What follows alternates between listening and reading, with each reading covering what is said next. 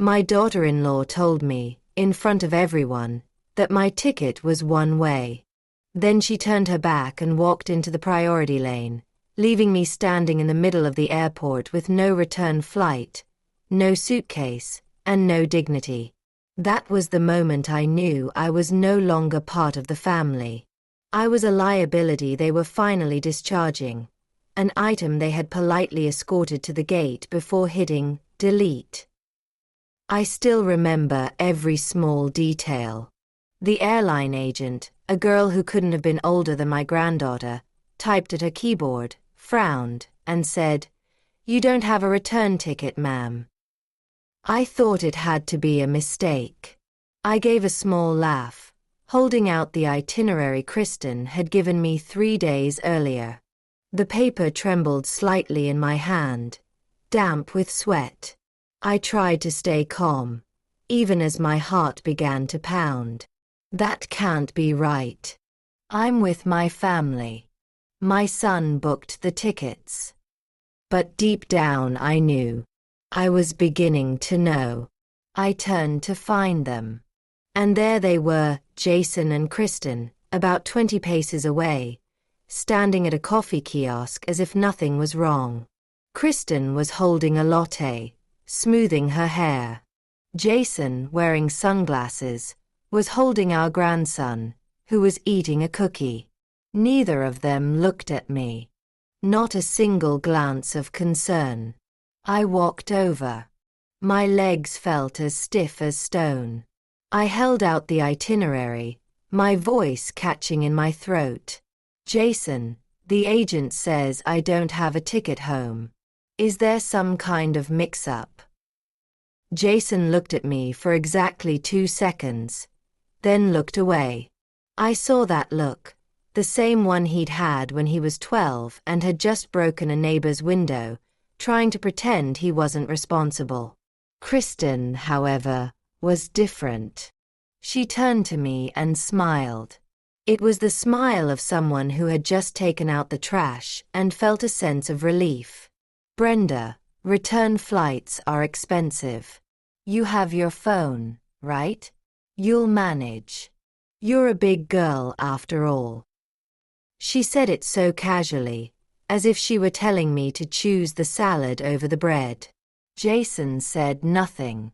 He was busy leaning over to soothe the child, as if this scene had nothing to do with him. "Besides, you'll probably want to stay in Florida a little longer," Kristen added, glancing at her watch. "Have some space. Like, a real vacation." I don't remember what I said in return, or if I said anything at all. My head was just a buzzing hive of confusion. When they started to walk away, I remained frozen. Kristen pulled her designer suitcase, Jason carried a small duffel, and they slipped into the priority lane. No hug. No look back. An airport employee walked past. His eyes scanned over me like I was a piece of lost luggage. An old woman standing in the wrong place. A little boy, maybe 4 or 5, walked by, staring at me intently. His mother pulled his hand. "Don't stare, honey." I suddenly felt like an invisible statue, misplaced in the middle of a world in a hurry. I looked down at myself. No suitcase. Kristen had said, "Let's just check your things with our luggage, it'll be easier."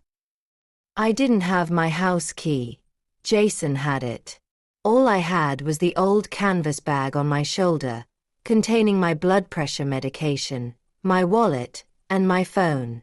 Everything I owned. And I had been left behind. I sat down on a row of plastic chairs near gate B18. The seat was cold. My knees ached, as if I were carrying a weight far heavier than my own body. I opened my phone. No new messages. No missed calls. I stared at the blank screen. And I said to myself, "Don't you cry. Not here." I lost Henry on a Tuesday morning.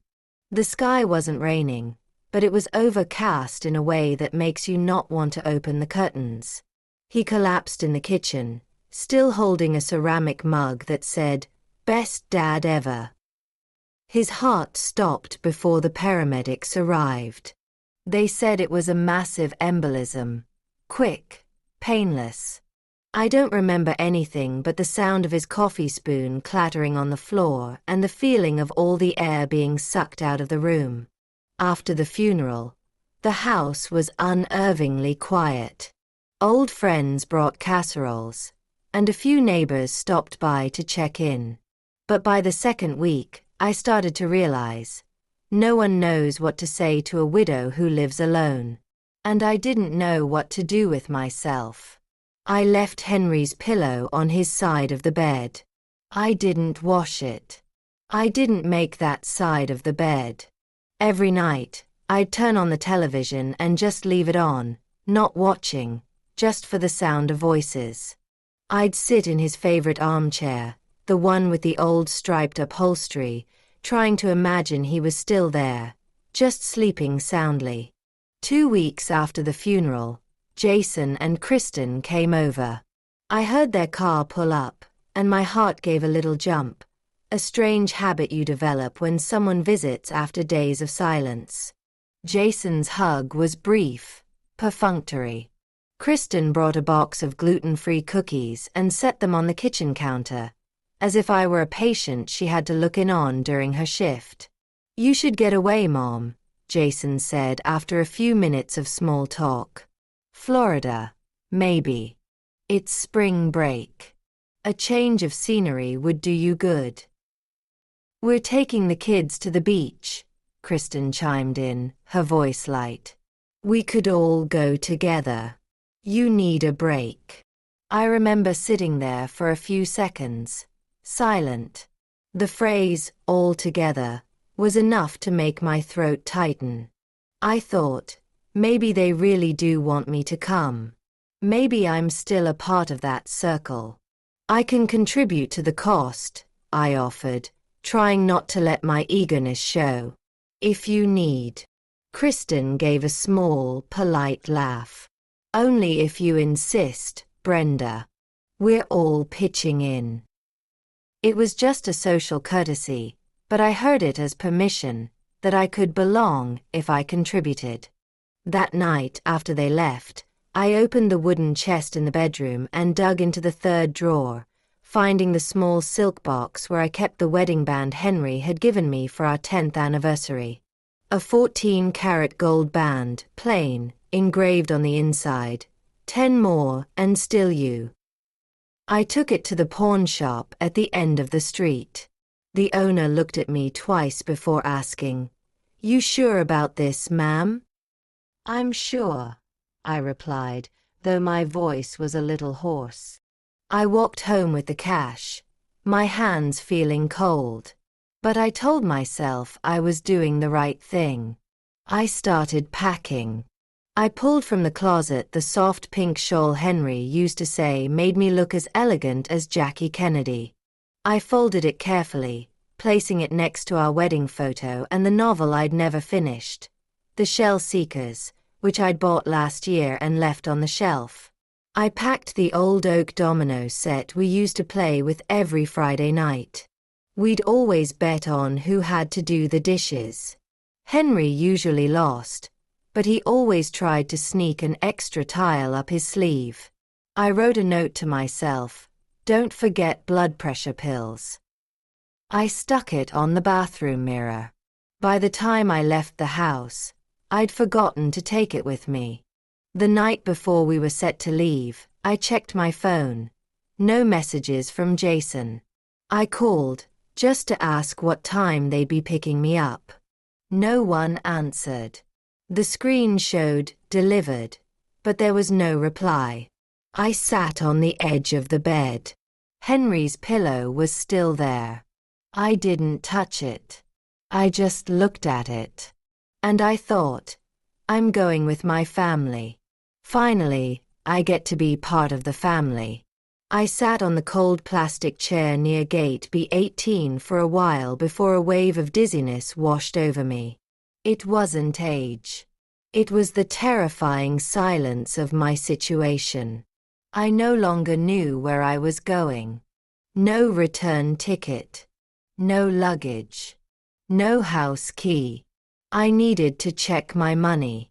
At least I still had my wallet. And my phone. I opened my banking app. It took 2 tries to get the password right. My hands were still shaking. In my head, I did a quick calculation. The money Jason said I should transfer for convenience after the funeral. Nearly 2,100, Zelle transfer. External account. I paused for a second, then scrolled down. 1, 250 Florida resort booking 980, Apple Pay. Best Buy Brentwood. I nearly stopped breathing. I remembered every dollar. I had deposited that exact amount into the account after pawning my wedding band. It was supposed to be the funeral expenses fund. Jason had said it was so. You don't have to worry about the little details, Mom. I'd believed him. Of course, I believed him. He was my son.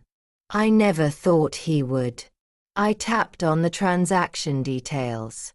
The Best Buy charge had a note in the memo line, Henry Mallory, loyalty account. It took me a moment to understand. Jason had used Henry's name. My husband's loyalty account. The man had only been gone for a few weeks. I gripped the phone, feeling the blood drain from my face. My heart hammered in my chest, not from anger, but from the sheer weight of it all crashing down at once. I was stranded in an airport, abandoned, and now, I was realizing my grief had been monetized. Jason knew I wouldn't check. He counted on my trust. I forced my face to remain neutral. No one was looking at me. No one knew that my mind felt like it had been pierced by a splinter I couldn't remove. I pulled the now useless boarding pass from my coat pocket, flipped it over, and began writing down the 3 transactions with a ballpoint pen. My hand still trembled, but I wrote each number clearly. $2,100. External transfer $1,250. Florida resort $980. Best Buy. Henry's name. When I finished, I folded the paper and tucked it into my wallet. I didn't know what I was going to do next. I just knew I had to keep the evidence. To document what was happening. No one might believe me if I just told the story. I opened a small flap in my wallet and pulled out a business card. The edges were slightly bent. Henry had given it to me years ago, around the time he'd last updated his will. Edgar Rylance, attorney at law.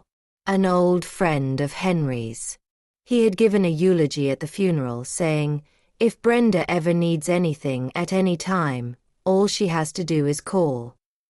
His voice from that day was still clear in my head. I looked at the phone number on the card. Silently, I saved it to my phone's contacts. I didn't call. Not yet. I just saved the number. Then I put the card back in my wallet. At that moment, a tiny part of me was still hoping, just hoping, that it was all a misunderstanding. That Jason would come back. That Kristen would say, I'm sorry, we were in a rush. That I hadn't been completely pushed out of the circle they called a family. But deep in my gut I knew. What happened at the check-in counter? It wasn't an accident. Those 3 transactions. They weren't either. And my son, the boy who used to trail me home from work begging me to tell him stories in the voice of a cartoon fox, now knew how to drain a joint account and use his dead father's name to go shopping. Not to live, but to go on vacation. I took a taxi from the airport back to town. It was a dusty gray sedan that smelled of old air conditioning and sun-baked plastic, with a gum stain on the back seat. The driver asked if I wanted to stop at a gas station. I said no, just drive straight to 287 Jefferson Street, Rylance and Amp, Associates. I still remembered the address, though it had been nearly a decade since I'd last set foot inside. Edgar Rylance was Henry's old friend. They'd been in college together and later served on the same church council. He was the one who had helped us draw up our wills, back when we both thought we had decades left. The last time I'd seen Edgar was at Henry's funeral. He had held my hand tightly and said, "If you ever need anything, Brenda, you just have to call." I hadn't called when Henry fell in the kitchen. I hadn't called when I was sitting alone among the empty pews. But I was here now. The glass door of the office opened with a soft chime. Edgar looked up from behind an oak desk as large as a Thanksgiving table. He studied me for a second, then rose to his feet, a little slower than he used to, but with the same old dignity. "Brenda? My goodness, I didn't expect to see you so soon. I need to update my will. Today," I said. My voice wasn't shaking, nor was it angry. It was simply certain. Edgar didn't ask why. He didn't have to. The lines around his eyes softened with a look of understanding. He just nodded and motioned for me to follow him into the small conference room in the back, the same room where Henry had once signed documents with a Parker pen he'd borrowed from Edgar because he'd forgotten his own.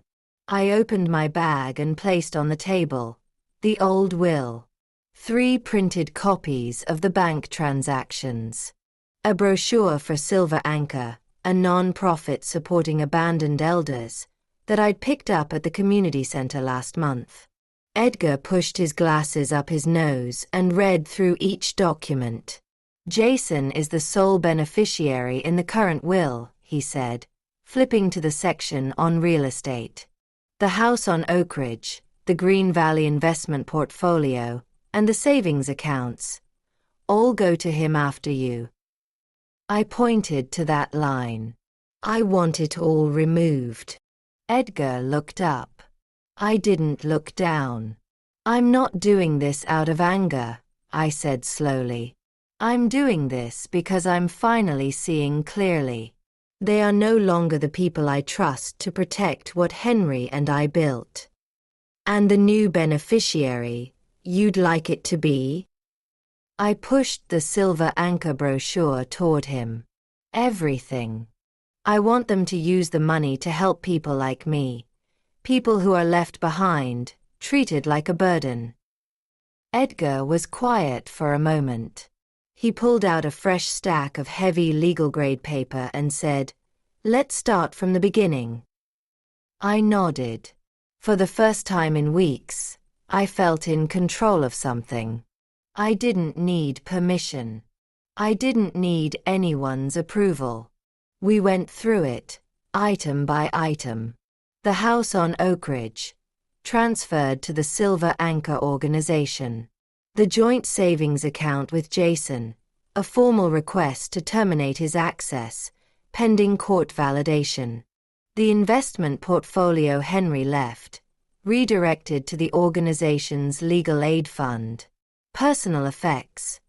Brenda retains the right of selection. When we got to this special requests section, I looked up. "I want this will notarized, locked in a safe, and a copy sent to a neutral third-party executor. No one in my family is to touch it. No one." Edgar wrote down every word. His hand was steady. I remembered him once saying Henry was the only person he could never win an argument against. And now, here he was, helping me finish what Henry would have understood. We sat there for nearly 2 hours. Outside, the sky turned a pale orange as the afternoon sun slanted across the graying hair at my temples. When it was all done, Edgar closed the folder and said, "Do you want me to send a notification to Jason?" I shook my head. "There's no need. I don't owe them any more words. I stood up. My back still ached, but I walked out of that office with a different posture. No longer hunched over by loss. No longer afraid of being a bother. I had taken the first step to getting my own life back. I chose to go back to the house on a Wednesday morning. Midweek, overcast, with a light drizzle misting the taxi's windows.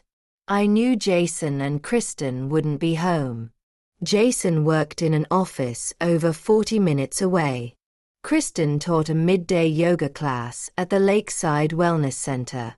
I wasn't going back to make a scene or demand anything.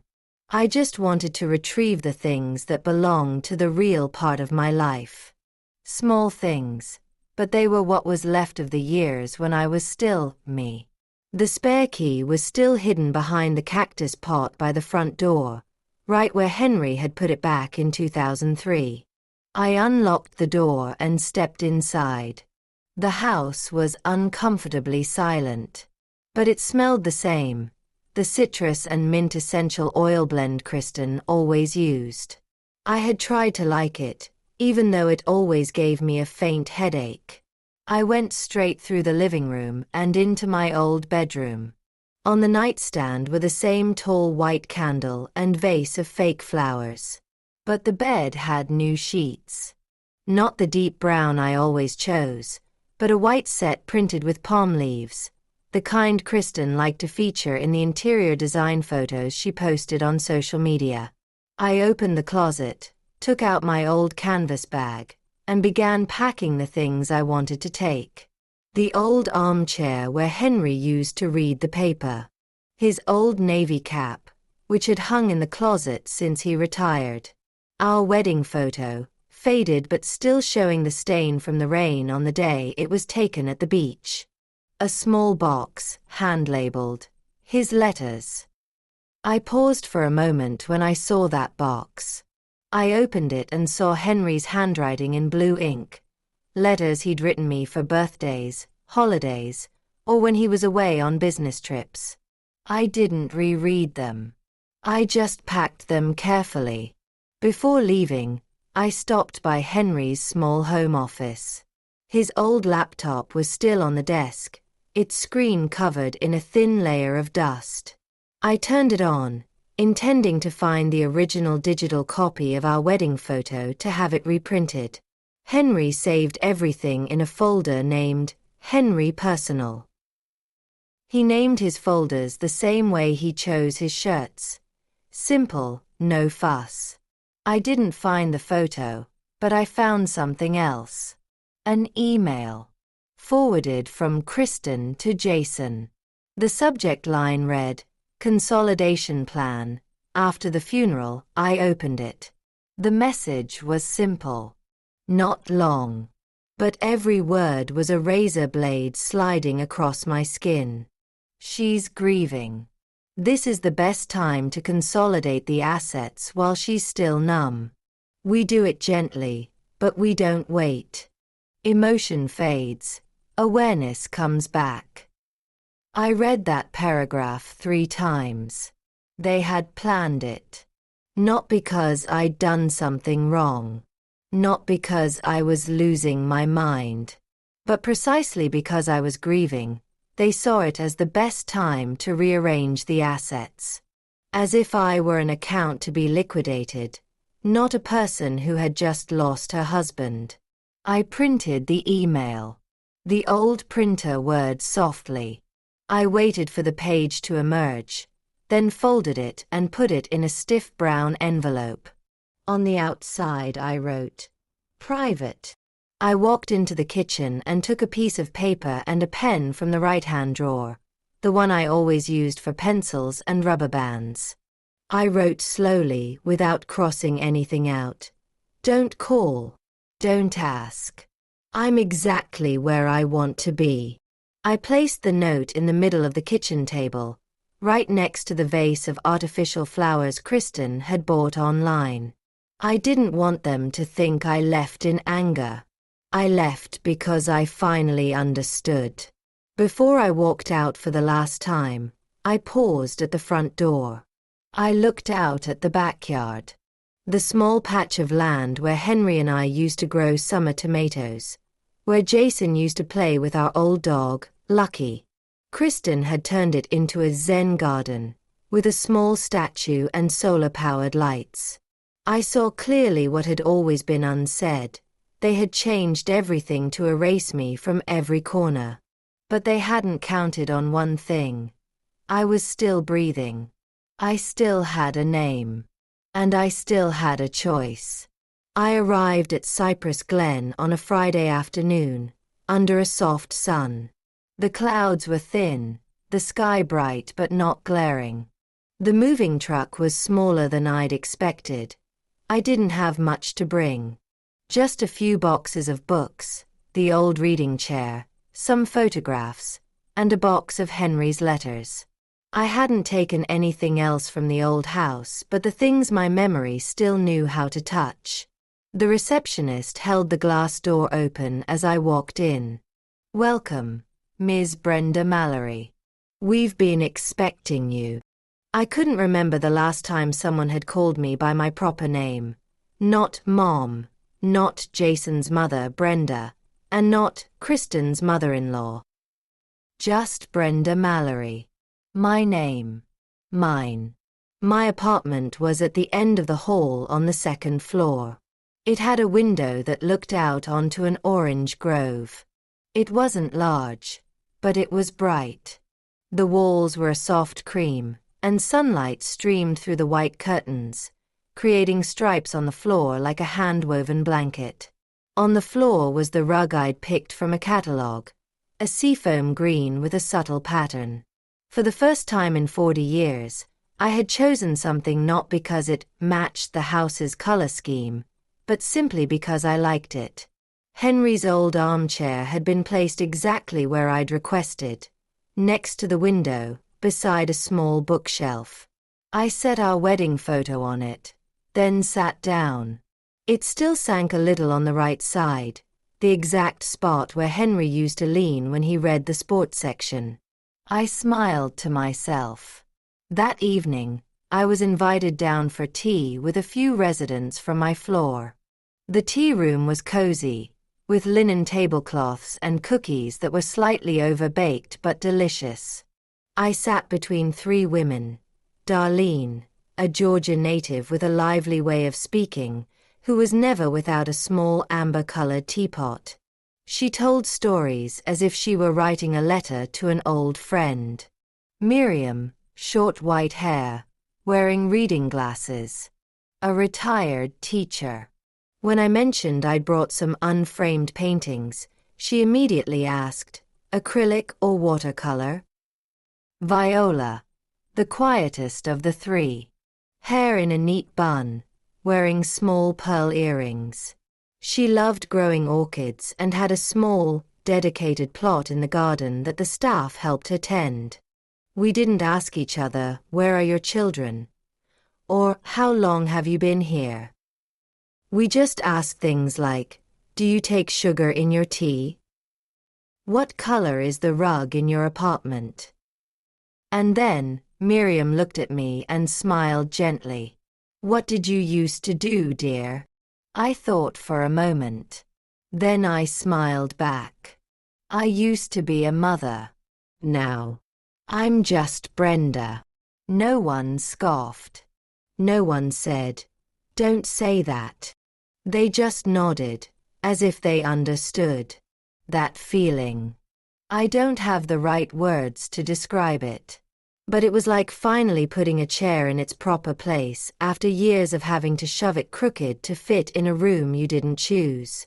That night, I sat by the window, my half-read novel open in my lap. I wasn't reading.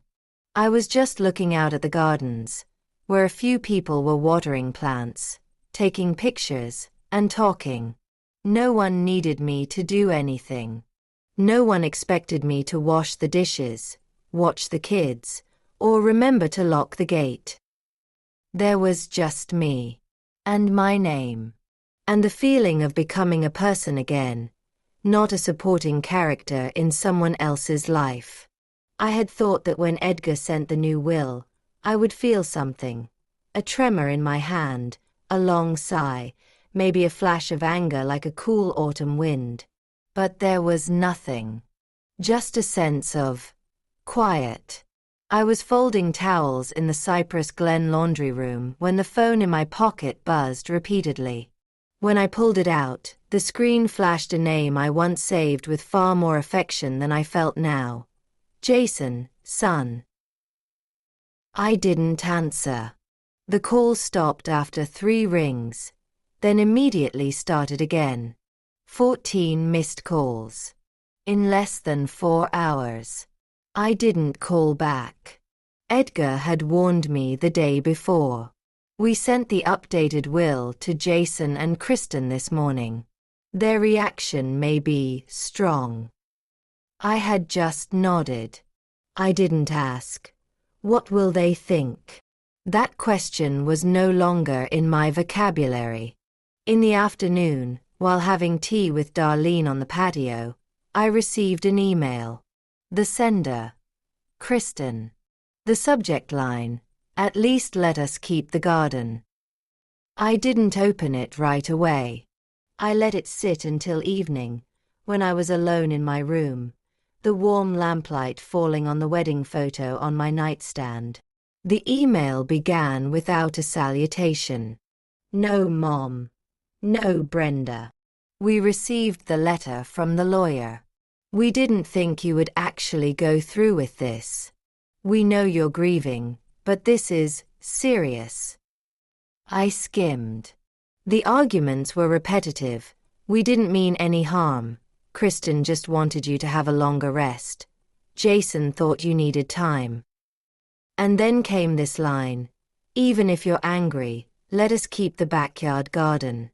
It's where the kids planted flowers and put the stone bench. You know how much it means to the family. Don't take everything." I stopped at that sentence. Don't take everything. A strange feeling rose in me. Not quite pain. Not quite anger. It was like watching someone demand back the chair they stole from your porch, then accusing you of robbing them of a memory. I printed the email. Folded it in 4. I placed it in the same gray file folder I used for the new will. I labeled it. The reason. I did not reply. Not because I was playing a game of silence, but because I knew that any word I wrote now would be reinterpreted through their lens. With pity, with blame, and, if they were clever enough, with a touch of feigned remorse. I no longer had the energy for their interpretations.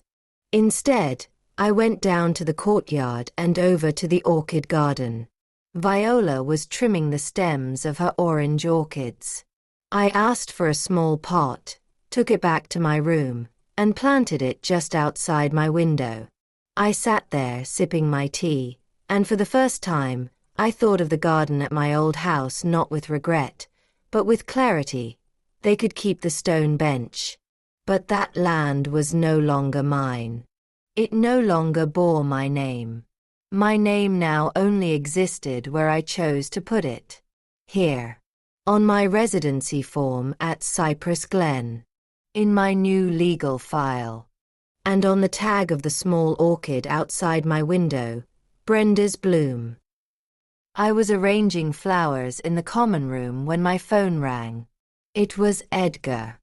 "Brenda," he said, his voice as steady as ever but with a new weight to it.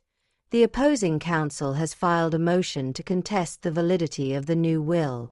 I sat down, still holding a sprig of lavender. "On what grounds?" I asked, though I knew the answer wouldn't surprise me. "Cognitive instability. They're claiming you're showing signs of cognitive decline following Henry's death. They're requesting a temporary injunction to suspend the will's power, pending a competency evaluation." I exhaled slowly, as if I had been waiting for this moment. I wasn't afraid of them. The only thing that made me shiver was the familiarity of the tactic. labeling an older person as confused to invalidate their will. "All right," I said. "Then let's send them something clear." That night, I went back to my room, closed the door, and opened my laptop. It was old, but it still worked. I plugged in the external hard drive, the one Henry had named Cam Archive, because he used it to store footage from his car's dash cam. I never thought I'd need it. I clicked through the folders, sorted by date. I was looking for the week before the funeral. Jason and Kristen had used Henry's car that day to run errands and take the kids to Kristen's mother's house. I clicked on a file that was nearly 40 minutes long. The video showed the view from the dashboard, the road ahead, the faint sound of the radio. And then, about 12 minutes in, I heard Jason's voice. "She's still not asking any questions. This is the best time." Kristen's reply: "I told you. Just 2 weeks of acting like we care. Then we start consolidating." Jason laughed. "She'll sign anything if we make it sound like her idea." I stopped the video on that line. Hit pause. The room was so quiet I could hear my own heartbeat. I rewound it, listened again. Then I saved that clip as a separate file, naming it simply Proofed Wave. The next morning, I sent the file to Edgar via secure email. "Use this if they ever again suggest I'm not in my right mind," I wrote, adding nothing else. By noon, Edgar called back. "I've sent the audio file along with our rebuttal to their counsel. There has been no response. I suspect they will be withdrawing their motion." I just nodded. I didn't say, "Thank you." Edgar understood. Thanks are for people who help you cross a river. He was simply helping me keep my name from being dragged through the mud. That afternoon, Miriam stopped by my room. She brought a plate of freshly baked apple turnovers. I didn't say anything to her about it, just motioned for her to sit. But she studied me for a moment and then asked, "They fought back, didn't they?" I gave a small smile. "Yes. They said I was losing my mind." "And what did you say?" I shrugged, took a bite of the turnover, and looked out the window. I didn't say anything. I just sent them proof they created themselves.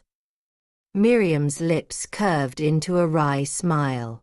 She took a sip of tea and said, "You didn't raise your voice. You raised the bar." I laughed. A small laugh, but a real one. For the first time in months, I didn't feel the need to defend myself with words. I didn't need to scream that I had been betrayed. The evidence had spoken for me. And this time, my silence wasn't submission. It was a full stop. I started writing the letter on a Sunday morning, as the small garden behind Cypress Glen was getting a fresh layer of soil and sparrows were gathering around the stone birdbath. The sun cast a soft glow on the window pane, and a cup of Earl Grey tea was still steaming beside my left hand. No one asked me to write it. No one was expecting it. But I knew this letter wasn't for anyone specific. It was for the women like me, quietly stepping out of the places where they had been hidden. I began with simple lines. To the woman left at the gate. To the widow erased from her own family's story. To the quiet ones who made the meals and kept the house warm, only to be told they were too much or not enough. You are not invisible. You are not crazy. And you are not done. I didn't use strong words. I didn't complain. I just wrote in the voice of someone who had walked all the way up that hill and had stopped to look back, to call out to those still struggling to climb. I enclosed a copy of the new will, printed clearly. Every line was intentional. The names Jason and Kristen no longer appeared in any section.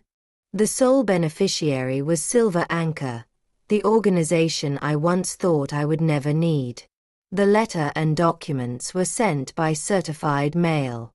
I tracked the number on my phone, not to check on it, but to affirm to myself, this really happened. I chose.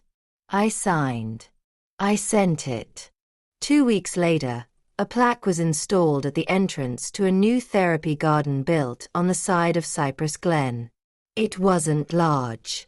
A simple bronze plate, laser engraved, on a matte background. But it was the first time in my life I had ever seen my name attached to something that wasn't a birth certificate, a paycheck, or a medical record. The plaque didn't say, donated by the Mallory family. It said, a legacy of self-worth. In honor of survival. I lightly touched the word self-worth. I thought of all the years I had spent folding towels, setting the table, and stepping back so the family could eat first. Of all the times I'd said, it's okay, when I was stood up, when my birthday was forgotten, when I was told, you're being too sensitive. It wasn't because I was weak. It was because I believed love meant yielding. But I know now. Sometimes, yielding is how you disappear. A few days later, I went to the bank to update the emergency trustee information for my personal accounts. The young teller typed quickly, then asked me, would you like to add any family members as a secondary contact? I smiled and glanced over at Miriam, who was waiting for me on a leather couch, knitting a scarf and occasionally checking her watch. Yes. Miriam Goldstein. The teller looked up, hesitating slightly. And the relationship is? I replied. Friend. Trusted friend. Not a child or grandchild. I looked her straight in the eye. My voice wasn't sharp or mocking. It was just a statement of fact, like reciting my own name. Not by blood, but by truth. She nodded and typed a few more lines. I signed. It was all done quickly. No drama. No tears. But I walked out of that bank feeling as if I had just closed the door to an old room where I had lived silently in someone else's role. That night, I wrote a line in the small journal I keep by my bed. It has a dark leather cover and yellowed pages, and my handwriting slants a little because my joints aren't as flexible as they used to be. Sometimes, survival isn't about escaping death. It's about having the courage to choose again, no matter how late, what deserves to carry your name. The afternoons at Cypress Glen pass as slowly as the warm water in the tea I've just brewed. I'm sitting alone in the small library, in a moss-green velvet armchair next to an old reading lamp, surrounded by the smell of paper and sunlit dust. I'm not reading anything. I'm just sitting here, flipping through the pages of the notebook I brought from the old house, looking for the unfinished poem Henry started. He began it the summer of our 40th anniversary, but never finished it. The page is yellowed, his handwriting still that familiar leftward slant, the ink a little heavy. And near the end, he wrote a line I once overlooked, but reading it today, it feels like he's speaking directly to my heart. Some endings are just new chapters written in peace. I took out my pen and copied the line onto a small slip of paper. Not to post it anywhere. Just to keep it. Some sentences don't need to be framed on a wall. They just need to rest quietly in the pocket over your heart. Today marks exactly 6 months since the day I was left at the airport. 6 months since I sat up straight in that plastic chair and watched my son walk away without a backward glance. 6 months since I started to choose my own name again, my own story, and what was worthy of carrying into the rest of my life. I no longer wait for an apology. I no longer expect a knock on my door and a voice saying, "Mom, we were wrong." I don't need a conclusion that comes with an explanation. Because sometimes, silence isn't a pause, it's a peaceful, final period. I have revoked their permission to hurt me. No one has the right to make me small in my own life anymore. The sound of rubber-soled slippers echoes in the hall. Then, a soft knock on the library's half-open door.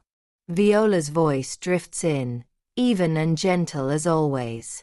Brenda, the book circle is about to start. Are you joining? I looked over at the photo of Henry on the table. It's the one of him grinning in his blue and gray striped pajamas, holding a coffee mug, his hair a mess. I whispered as if he could still hear me. They thought I would break. But they're the ones who lost something, not me. I closed the notebook and pushed my chair back to stand up. Always, I replied to Viola with a small smile. Especially today. No one in the book club knows what today is. They don't need to. I don't want them to. I just sat down in my usual chair, opened the new novel, and listened as Darlene gave a summary. Miriam adjusted her glasses to see better, and Viola carefully marked the passages she wanted to analyze. I was no longer there as Jason's mother. No longer the kid's grandma. I was Brenda. The one who chose to stay when others chose to leave. The one who learned to let go without surrendering. That night, back in my room, I lit a small candle on my desk. Not for a ritual. Just to remind myself that a light doesn't have to be brilliant to show the way. I took out my journal and wrote a few final lines before going to sleep. I didn't need to win against them. I just needed to not lose myself. I have chosen my name again. And this time, I will not let anyone cross it out. If you've stayed until these final lines, thank you. Not because you listened to my story, but because you were willing to listen to an older woman who, for most of her life, was overlooked, interrupted, or told she was too sensitive. I didn't tell this story to be called strong. I'm not strong. I just finally sat down and was honest with myself that some loves can't save you, that some families are no longer a place to return to, and that sometimes the only thing you have left to hold on to is your own self-worth.